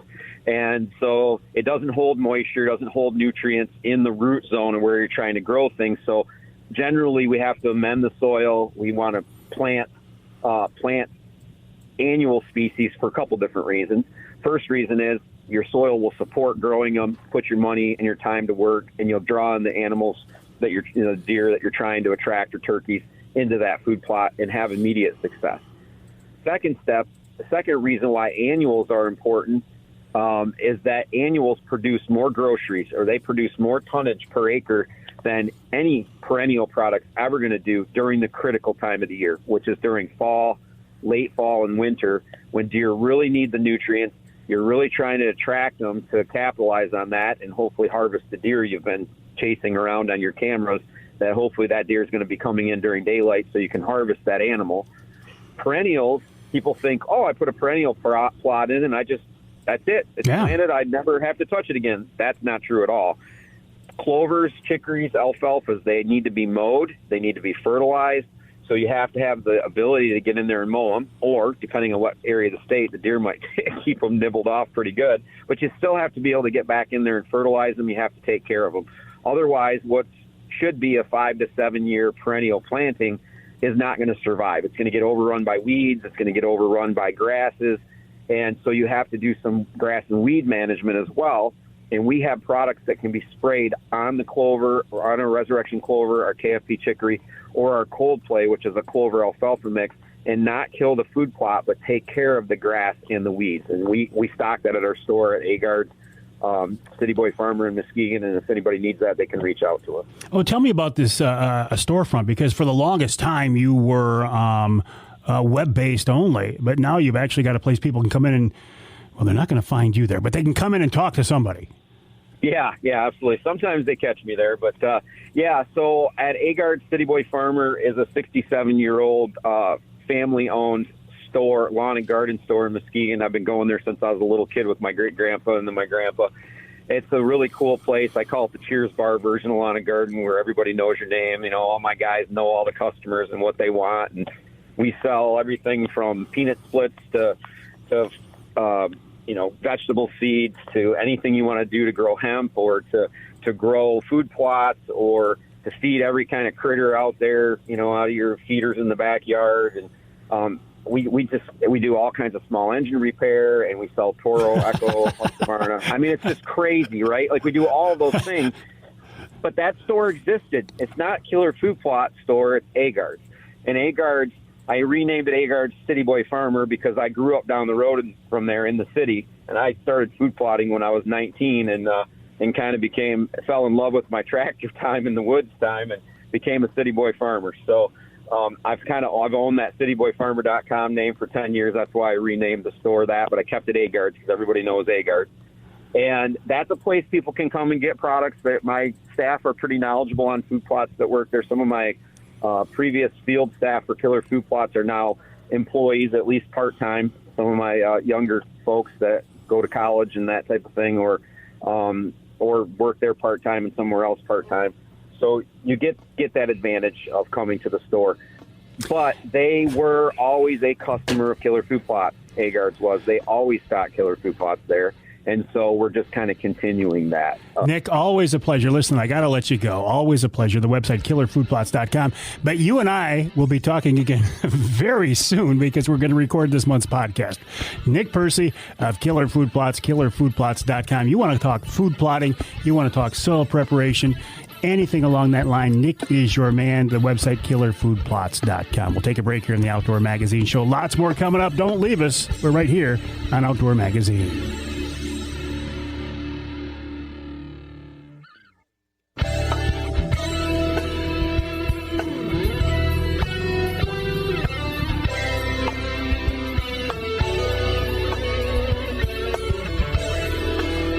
You can hear the Outdoor Magazine Show in Muskegon on WKBZ, that's 1090 AM. In Port Huron, WPHM, 1380 AM. And in Saginaw area, Tri-Cities area, Great Lakes Bay region, WSGW AM and FM, 790 AM, 100.5 FM. I am in the studios of WSGW right now, though for this 3 hours while I'm here, it's called the Outdoor Magazine Studio. In fact, I have a logo behind me to prove it. Pat Johnson here with me. Pat, doing a wonderful job. I appreciate it. As always, I know I'm in good hands when I'm here in the studios of WSGW. This segment of Outdoor Magazine is brought to you by Reader Landscaping. Reader Landscaping can take care of your lawn and property because it's your nature and our nurture. Right now, they're focusing on fire pits and backyard fire features. I would recommend, have the folks from Reader come in and make a fire pit for you, or a fireplace, an outdoor fireplace, and then put Speedy Blaze in there. What a great combination that would be. I came home the other day and I ran into a wonderful surprise. There was a crew from Reader. I mean, they were all over my place. They were freshening up the mulch. They were putting in new mulch. They were edging. They were cleaning up the flower beds. They even mowed. I mean, what a nice thing it was to come home and have the folks from Reader doing the springtime cleanup. Pretty soon, I think next week, in fact, they're going to be over there to open up the sprinkler system. So I don't care if you've got a small piece of land, a small property like I do, or lots of acreage. The folks at Reader can really take care of it for you. Check them out online at readerlandscaping.com. That's Reader, R-E-D-E-R, readerlandscaping.com. Let's see, a couple things I want to follow up on. My turkey season, by the time you hear this show, my turkey season will have started. How it's going to go, I don't know. I am really, for the first time in many, many years, I don't have some birds pinned down. I don't have them locked up. I don't have them chained up somewhere. In fact, the properties that I have been hunting and had good luck on in past years, they're gone. Absolutely gone. Not quite sure why. I guess it doesn't really matter, does it? Well, we'll see. I mean, I will be out there. I will be enjoying the hunt. I got to be honest, I'm not as optimistic about having a real nice close encounter with a big longbeard gobbling in my face as I normally am at this time of year. As I'm here in the studio, though, I do have something very fun coming up. Tomorrow, again, by the time you hear the show, it will be history. You can go to the Facebook page or the Instagram feed and see how it went. But I will be walleye fishing on the Detroit River with Nick Grillo of Michigan Brand Meats and Lance Valentine of Walleye 101. That's going to be a good trip, although the weather forecast doesn't look very good. As long as it's not blowing 30 miles an hour, I think we'll be okay. We'll make the most of it. Speaking of Michigan Brand, Nick was on the show with me in the first hour, and he was announcing they have a new product, a new honey barbecue hunter stick, which we've been eating them here in the studio, and they're very, very good. They have the Pat Johnston seal of approval and the Mike Avery seal of approval as well. But Nick told me that they've got something new because Michigan Brand has been primarily an East Side Michigan, East Michigan brand for several years. They are branching out now to the west side of the state and the northern part of the state in the UP. But if you can't get their products yet in your neck of the woods, if you go to the website, michiganbrand.net, that's michiganbrand.net, and use the promo code Mike21, that's Mike21, you can get 20% off on anything on the website. That's their Great Michigan Brand hams, that's the Mike Avery Hunter Sticks, that's the new Honey Barbecue Hunter Sticks, anything. michiganbrand.net. Promo code Mike21.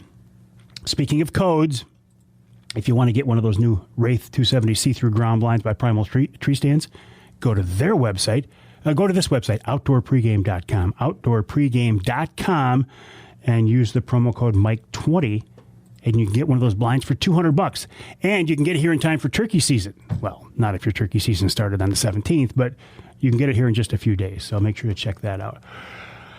What else? Oh, I was randomly chosen for another drug test. I have to be tested because I have a charter captain's license, and I don't mind the test. I'm not worried about failing them at all, and I think that charter captains, licensed captains, should be held accountable. But this is my second one in 4 months. I wonder how often I'm going to have to go sit in a waiting room for 3 hours to wait for those tests. But it's just one of those things that has to be done. And I got to follow up on this. And I've been doing this throughout the entire show. I gave you some bad information last week. I'm not happy about it. I'm embarrassed about it. I'm embarrassed by it, and I'm mad about it. I said last week there were no laws regarding hunting in Michigan using drones. I was given some bad information, but shame on me because I didn't investigate and follow up, and I took that information as the gospel, and it wasn't. Now, it did take me a while to track it down. I had to look at the hunting guide about 4 times to finally find the fine print, but it's there. And it does say it is illegal to take game using, a motorized, here it is right here. It's illegal to hunt or pursue wild animals or birds from a car, snowmobile, aircraft, motorboat, personal watercraft, ORV, other motorized vehicle, sailboat, or drone. I thought when I was saying that it seemed odd, and I said that. I said, boy, it seems odd that there are no laws on the books, and that's what I was being told. Didn't investigate. Well, now I've investigated. I was wrong, and I want to set it straight. I'm not in the business of putting out bad information, but if it happens, and I'm made aware of it, I'll fix it. I'm fixing it now. It is illegal to hunt or pursue game with a drone in Michigan. Or harass, which means I can't harass the geese on the pond behind the house. Fine definition of between harassing. Well, never mind. I'm not going to go there. Wild Game Chef Dave Minar coming up after the break right here on Outdoor Magazine.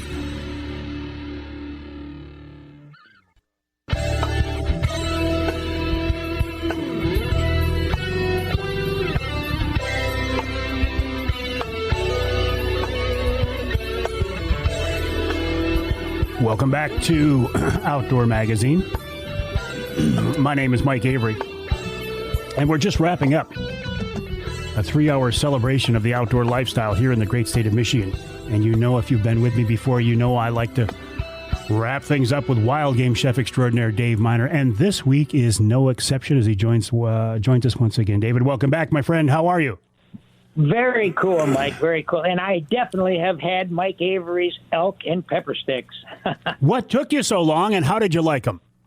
Oh, man, I've had them for a long time. The grocery store in town sells them. I tell you what, there's a new one.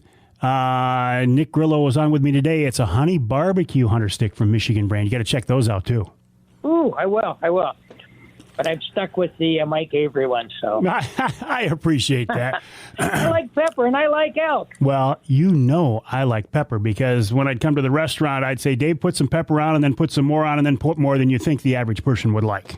And how about that pepper steak? And how about that? Oh, my goodness. The poivre. Oh, don't get me started, because it's almost lunchtime as we're recording this. Next week, we could do a wild turkey steak of poivre. How was that for a segue? That sounds perfect. And then speaking of segues, and what do you have for us this week, Dave? We got a wild turkey steak with strawberries and cream. We did this for your show probably 20 years ago. Nice. I've made this for myself, too, out of the turkeys that I've harvested. You need about 8 to 10 ounces of turkey breast per person. What I like to do, after you breast the bird out, cut them, and depending on how big the bird is, across the grain, and then you're going to take and between saran wrap, pound them down with a meat mallet or a bread bag, because sometimes it could be a little tough, so a bread bag might be better. Make sure you don't have the side that's got paint towards the meat. You want to do it the other way so that the paint wouldn't come off into the meat, all right?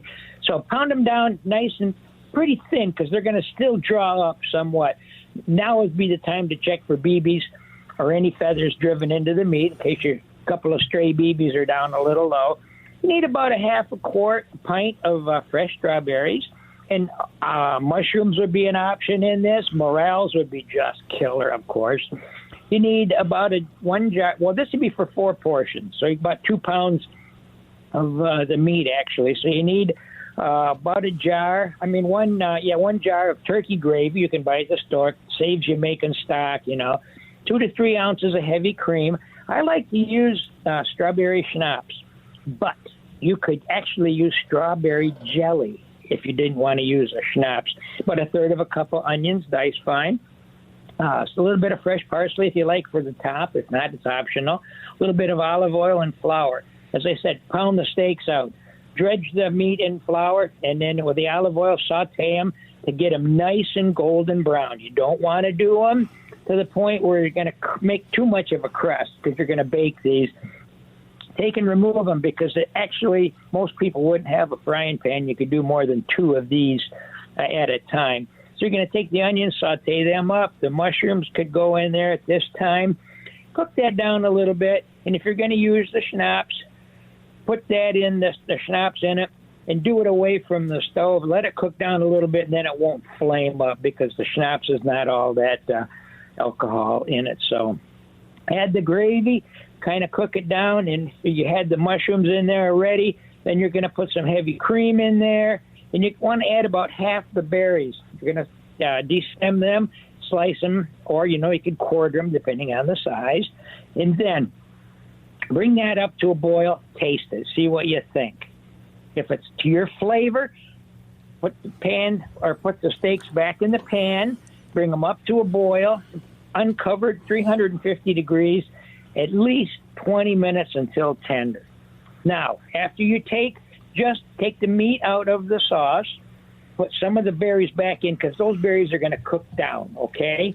And then that'll give you the integrity of the berry, and they're not going to be all cooked into the sauce itself. And make sure you taste it. If it's not going to be tender, you might have to cook it another 15 or 20 minutes. Some of them old Toms might take close to an hour, So that's about the recipe you could do. You got, if you had fiddleheads at this time of the year, not yet, but soon, you could try that, or a wild rice blend or asparagus to go with it. killer dish. Just killer. Oh, it sounds great, but let me ask you this. Should I expect this Michigan wild bird to taste like a store-bought butterball? Oh, heck, no. Butterballs don't have any flavor. Wild turkeys do. Because they're eating bugs and grasses and acorns and whatever else they can get in the wild there. And they have a tremendous flavor compared to the butterball that's been served for his food, nothing but like turkey chow. Well, and like most everything when it comes to wild game, just please don't overcook it, right? Well, this is one that you're probably going to have to cook it a long time. Make it nice and tender. You'd like it fork tender. Well, cook it a long time. Still, cook it a long time, but still don't overcook it, right? Correct. All right. Correct, Wild game chef extraordinaire Dave Minar, a big part of the Outdoor Magazine show. Dave, always a pleasure. I appreciate you joining us. We'll look forward to talking next week with another turkey recipe. I'll look forward to that. What else? The website, MikeAveryOutdoors.com. You can always reach me via email, mike@MikeAveryOutdoors.com. If you have a question for the Ask Avery segment or a comment or anything, gripe, criticism, whatever, you can reach me, Mike@MikeAveryOutdoors.com.